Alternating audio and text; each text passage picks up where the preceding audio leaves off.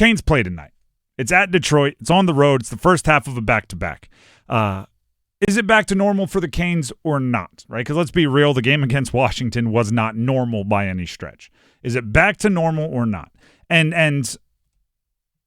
I mean, to put it completely honest, for a team that's won 13 of their last 16 games, that's already clinched the playoffs with 8 games left, with that's correcting things that we were worried about, right? Worried about the power play. Now the power play is scoring more. Like, that's checking boxes. There are a lot more questions than you would expect, right? It's the resume says this is a team that you're just kind of biding your time and waiting for the postseason to start. But you look at it and Svetch, when is he going to play? Reportedly not going on the 4-game road swing now, but it's precautionary. How precautionary is it? Jordan Staal, when will he play? It's a big question. Like, these aren't fourth liner, like, end of the bench. Like, these are contributors that you need to know whether they're going to be able to be depended on. We'll find out maybe some of this today. How is Pyotr Kochetkov going to play down the stretch? And regardless of how he plays or not, is he going to be depended on in the postseason, or have they already decided that it's Freddie's net? Are the Canes now all of a sudden tough guys that are going to answer every opportunity to drop their gloves? Bunch of goons, bunch of jerks again. As Graham Hill said it on Next Up yesterday morning, a bunch of jerks are back. I mean, it's funny how the Canes are also a team that you can push around because they're not tough enough, and a dirty team that every time they do anything, they've always been dirty and they have a reputation of being dirty and tough. It can't be both. That's me complaining about everybody else talking about the Canes. I mean, for a team that has won 13 of 16, there's a lot of questions right now. Now, here's the crux of it all. That's not necessarily a bad thing, right? The questions aren't bad unless the answers are bad, right? Svetch, when will he play? Well, if they're giving him 4 games off as a pure precaution and the expectation is he'll be 100% the moment they step back in the Lenovo Center, that's not a problem at all. That's not bad. That's just getting your guy rested for the postseason.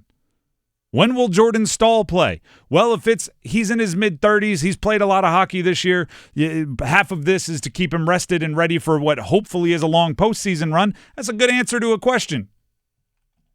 Pyotr Kochetkov, how will he play? If he goes out and plays lights out tonight, then okay, you had a 3-game bad streak. Happens for goalies. And it's great that you got it out of the way prior to the postseason, because a 3-game stretch in the postseason that doesn't go well and you're at home watching. So there's are the Canes tough guys? I mean, that was half a joke, but they are tough, but I don't think they're ever going to be instigators. So there's questions,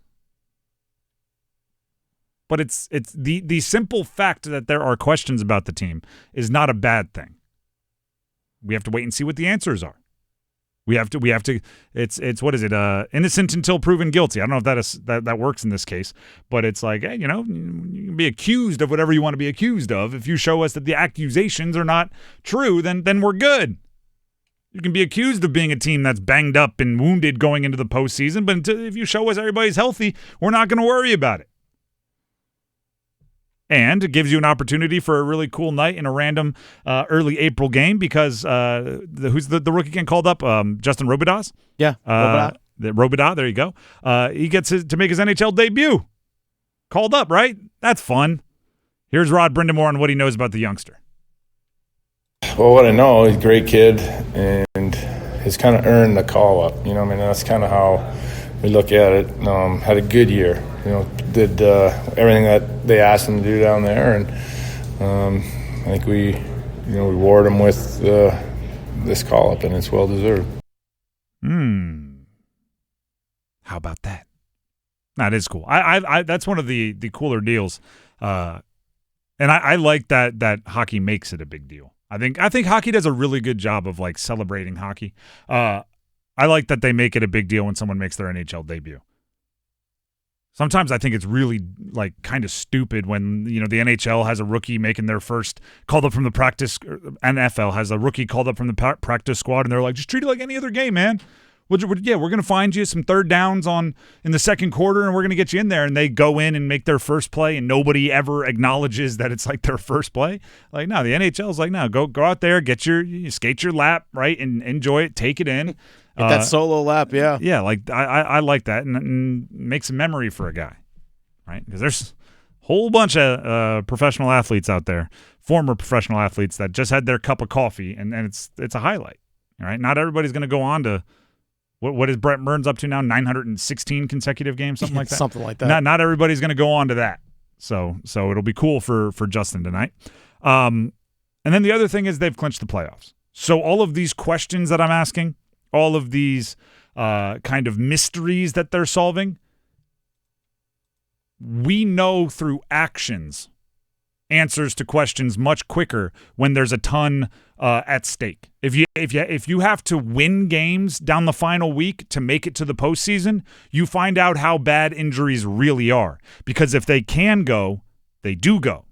Once you clinch the postseason, and I know you still want to make sure you have home ice in certain situations and you're not playing for nothing, but you do get much more conservative, right? Then it might not be like, hey, can you go? It's should they go, right? It's what's the risk reward here? Right? Things like Andrei Svechnikov's injury. If Andrei Svechnikov is 75% and you've already clinched the postseason, you might go take the next 4 games off. We want you 100% for the important ones. If you're 2 games behind and fighting for a wild card spot and Andrei Svechnikov is 75%, you might be going, well, let's get a lot of tape on there. What kind of brace are you wearing? And get on out there and make it work. So it's just, it shrouds it in mystery even more, even though you still want to be locked in going into the postseason, which is something Rod Brind'Amour talked about, right? Focusing on things day to day, even after they've now officially clinched the playoffs. This is what Brind'Amour sounded like. It's tricky because, you got to keep playing and doing it right. I think, where we are in the standings, it's just a real tough, right? Are we really going to be able to move up? And, certainly don't want to get caught. So it's about being a pro and trying to keep doing things right. That's all the focus. The wins, losses, we always talk about, kind of take care of themselves. And so we just need to focus on making sure we're continuing to do things the right way and keep trying to build. Keep trying to build.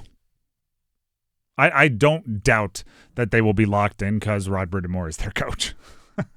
He doesn't seem like the kind of guy that's, hey, you know what? This one, not as important, guys. Let's stay healthy.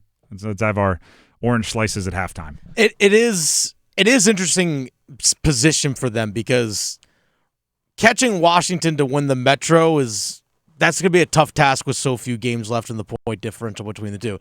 And you have a pretty wide gap between you and New Jersey for the second spot, so you pretty much said, like, all right, we're pretty much locked in to face New Jersey in the first round of the playoffs with home ice advantage. Yeah, it's kind of hard to stay motivated, I guess you can say. It's human nature. Mm-hmm. It's human nature to say, like, well, we're fine where we are, don't really need to do a whole lot. Let's just, maintain until the playoffs get here.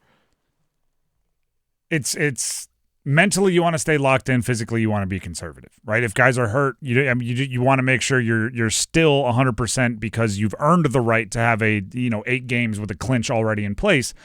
But it's the whole rest versus rust thing. You don't want to let yourself get sloppy because you had these 8 games. And you're playing Detroit, who's on the outside looking in, but if they go on a hot streak to the end of the regular season, they might clinch that final wild card spot. Again, they're on the outside looking in. They got some work to do, but you're going to get their best effort tonight. 100%. Now, Boston, different situation. They stink. But tonight, against Detroit, you're going to get their best because they're a team that is chasing something. Do we want to do 30 seconds on the Boston Bruins? I don't need 30 seconds. They suck. There it is. 3 seconds. Done. Oh, that's funny. First time they've lost in like a decade, 10 straight games, something like that. Maybe even longer than that. It's not going well for the Boston squad.